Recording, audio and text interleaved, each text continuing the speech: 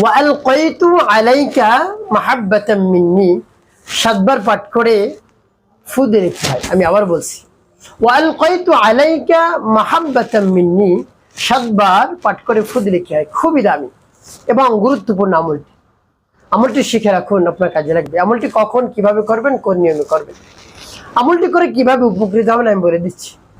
বিস্তারিত জানার জন্য, আমলটি শিখে রাখার জন্য ভিডিওটি না টেনে না কেটে ধৈর্য এবং মনোযোগ সহকারে শেষ পর্যন্ত দেখতে থাকুন, তাহলে সঠিক নিয়মে আপনি আমলটি করতে পারবেন। ভাই বোন, আমলটি করে যখন আপনি ফলাফল পাবেন, আপনি একেবারে আনন্দ আত্মহারা হয়ে যাবেন। তাই আমলটি আপনি করুন, দেখবেন অবশ্যই ফলাফল পেয়ে যাবেন। এই মনকে স্থির করে এবং দৃঢ়তার সাথে করলে।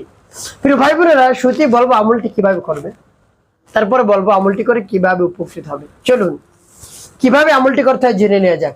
শুরুতেই আপনি কি করবেন, উত্তম রূপে পবিত্রতা অর্জন করবেন।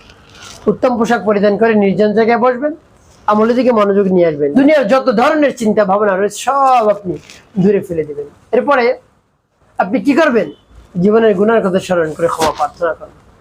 হায় আল্লাহ, জীবনের গুনাহ খাতাগুলো মাফ করে দিন। যত ধরনের অন্যায় করেছে, অপরাধ করেছে জীবনে, সব মাফ করে অন্তরকে পাক পবিত্র বাণী।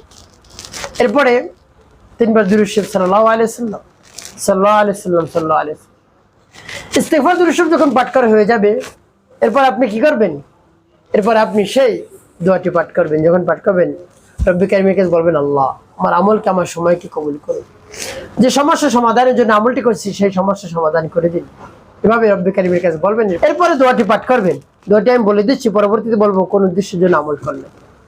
ভাই বোনেরা, দোয়াটি শুদ্ধ করে আপনি মুখস্থ করে রাখবেন। যেমন বিসমিল্লাহির রাহমানির রহিম, ওয়া আলকাইতু আলাইকা মাহাব্বাতাম মিন্নি,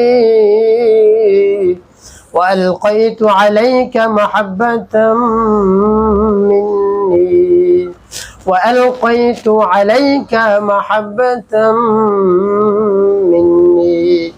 এভাবে যখন পাঠ করা হয়ে যাবে, একটু ফুটে তারপর আপনি আবার পাঠ করবেন, ওয়া আলকাইতু আলাইকা মাহাব্বাতাম মিন্নি, ওয়া আলকাইতু আলাইকা মাহাব্বাতাম মিন্নি, ওয়া আলকাইতু আলাইকা মাহাব্বাতাম মিন্নি। বেশ, পাঠ করা শুরু। তারপর আপনি মনে ধরে যে আবার পাঠ করবেন, وألقيت عليك محبة مني، وألقيت عليك محبة مني، وألقيت عليك محبة مني। পাঠ করা শুরু করবেন। প্রিয় ভাই বোন, কতবার গুনগুনে 7 বার পাঠ করবেন, 7টি ফু দেবেন। শেষে নবীজি সাল্লাল্লাহু আলাইহি ওয়াসাল্লাম মহব্বত নিয়ে, ভালোবাসা নিয়ে আপনি 5 বার দুরূদ ইব্রাহিম পাঠ করবেন। আল্লাহুম্মা সাল্লি আলা মুহাম্মাদ ওয়া আলা আলি মুহাম্মাদ কামা সাল্লাইতা আলা ইব্রাহিম ওয়া আলা আলি ইব্রাহিম ইন্নাকা হামিদুম মাজিদ। আল্লাহুম্মা বারিক আলা মুহাম্মাদ ওয়া আলা আলি মুহাম্মাদ কামা বারাকতা আলা ইব্রাহিম ওয়া আলা আলি ইব্রাহিম ইন্নাকা হামিদুম মাজিদ। আল্লাহুম্মা সাল্লি আলা মুহাম্মাদ ওয়া আলা আলি মুহাম্মাদ কামা সাল্লাইতা আলা ইব্রাহিম ওয়া আলা আলি ইব্রাহিম ইন্নাকা হামিদুম মাজিদ।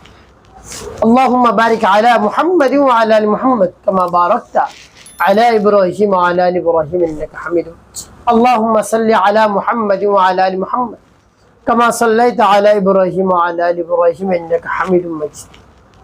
اللهم بارك على محمد وعلى آل محمد كما باركت على إبراهيم وعلى آل إبراهيم إنك حميد مجيد. اللهم صل على محمد وعلى آل محمد كما صليت على إبراهيم وعلى آل إبراهيم إنك حميد مجيد. اللهم بارك على محمد وعلى آل محمد كما باركت على إبراهيم وعلى آل إبراهيم إنك حميد مجيد। যখন পাঠ করা হয়ে যাবে, 2টি ফু দেবেন। প্রিয় ভাই বোন, কোন উদ্দেশ্যের জন্য আমল করলেন, আপনার ভালোবাসার মানুষ যদি চলে গিয়ে থাকে, সেই চিন্তা আপনি পেরেশানিগ্রস্ত হয়ে পড়েছেন, হতাশা দুশ্চিন্তার মধ্যে পড়ে গিয়েছেন, খাওয়া ঘুম গোসল সব বন্ধ হয়ে গিয়েছে। প্রিয় ভাই বোনেরা, এভাবে আপনি কাজেও যেতে পারছেন না, ভালোবাসার মানুষের ভালোবাসায় আপনি আসক্ত হয়ে পড়েছেন, কোনোভাবেই কিছু করতে পারছেন না। এমত অবস্থায় চিন্তার কারণ নেই, আমার দেখার নিয়মে যেভাবে আমল করুন, দেখবেন রব্বি কারীম আপনার ভালোবাসার মানুষের কাছে এনে দিয়েছেন। যদি দূরেও থাকে, আপনাকে ফোনে কথা বলবে আপনার সাথে, তারপর শান্ত হবে। তো প্রিয় ভাই বোন, এভাবে যদি হয়, তাহলে আমার দেখার নিয়ম হয়েছে পরিপূর্ণ বিশ্বাস এবং আস্থা নিয়ে আমলটি করুন, দেখবেন কাজ হয়ে যাবে।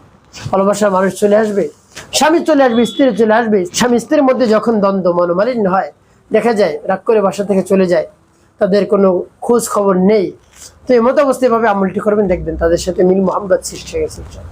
একটি কাজ করতে হবে, 5 ওয়াক্ত নামাজ আদায় করতে হবে, মানুষের কল্যাণে খেদমতে কাজ করবে, অবশ্যই আপনার জীবন সুখময় হবে, শান্তিপূর্ণ হবে।